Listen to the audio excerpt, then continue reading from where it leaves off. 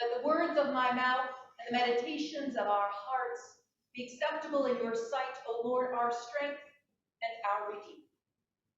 Amen.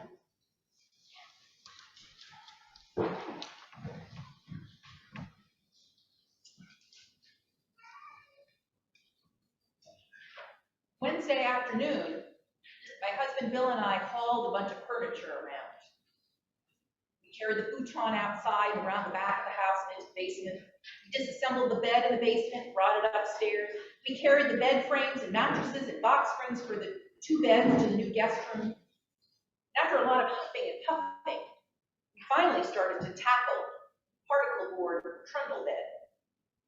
But as you might guess, being particle board, it weighed more than my car. I lifted it about 2 inches off the ground, placed it down, and then called my nephew. Hello, Adrian? Can you come help your uncle? I was done.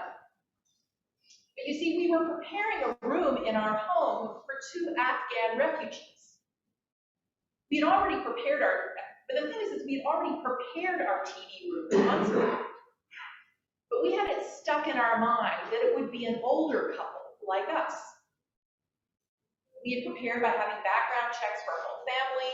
We acquired new towels and bedding. Our home was inspected. We set aside space in the pantry, the fridge for the guests, and much more. And then we waited. For 2 months, we waited. But the refugee system was overwhelmed.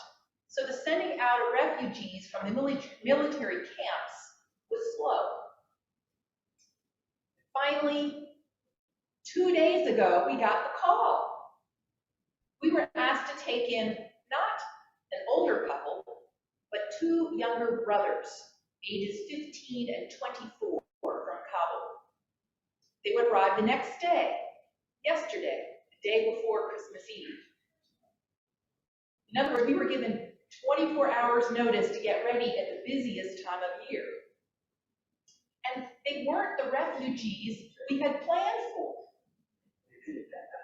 And the timing was the worst. Suddenly, I had to plan for extra food for our holiday meals and gifts under the tree, in addition to all the usual needs of refugees. And as described, we had to rearrange the room and switch a bean bed for 2 twins. This is not what we expected, and the timing is not ideal. Can we do this? On this holy night, as we celebrate our Savior's birth, we remember the line in the Gospel of Luke which reads, "And she gave birth to her firstborn son, and wrapped him in bands of cloth, and laid him in a manger, because there was no place for them in the inn." No place for them in the inn. What would it be like to arrive at a foreign town or country with no place to stay? Joseph and Mary, required to leave their home because of the census commanded by the emperor, traveled all the way to Bethlehem, which is crowded because many others are doing exactly the same thing. They don't have Expedia to reserve a room ahead of time. Mary is pregnant. This is not what they expected, and the timing is not good. Can they do this?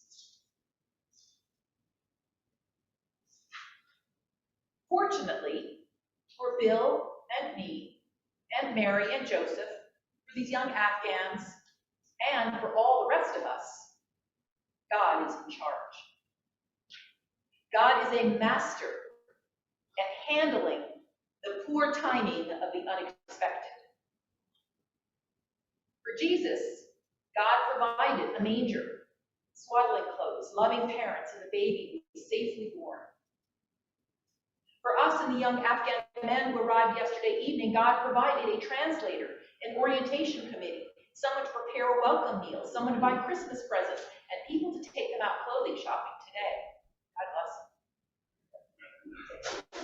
All I had to do was provide a bed and a roof, and the good people of our team did the rest. They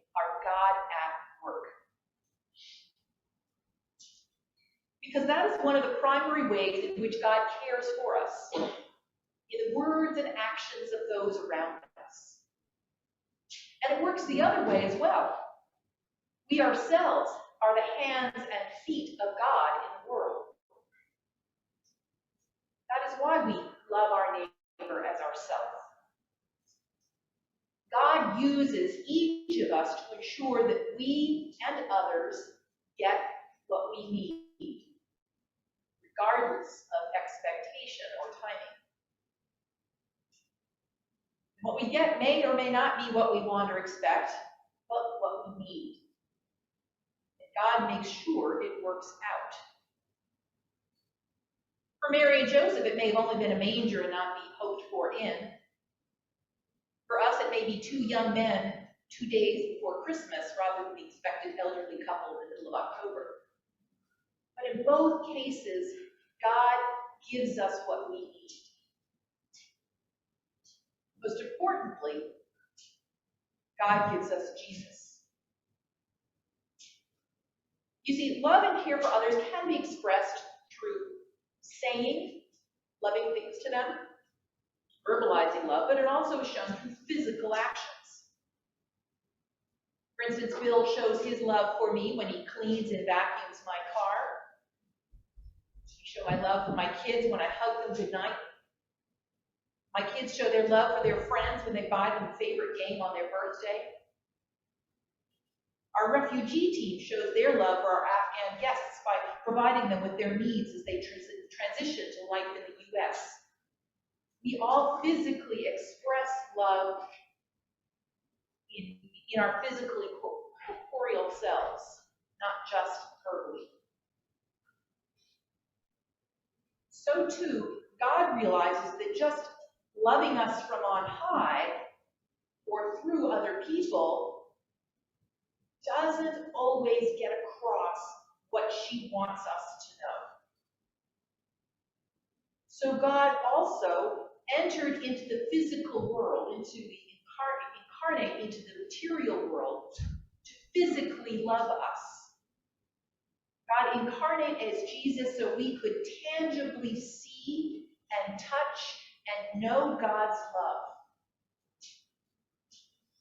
In this way, through Jesus, God could heal, teach, walk along, and experience the same suffering and joys that we do.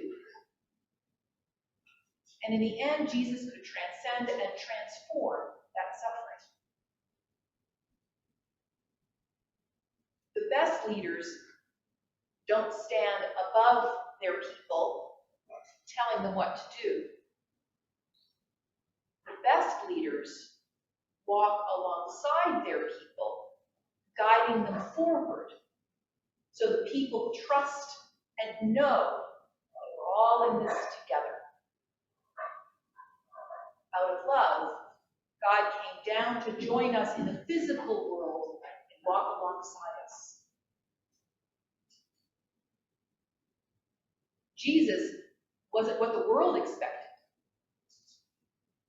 This helpless, inconsequential baby in a rural backwater of the empire. The timing also didn't seem great. Why didn't the Messiah come sooner? But God is in charge and gives us not what we expect, but what we need. Our refugees are safe and starting a new life. Bill and I got our house repaired and are learning new things. Jesus was born safely, and his mission is changing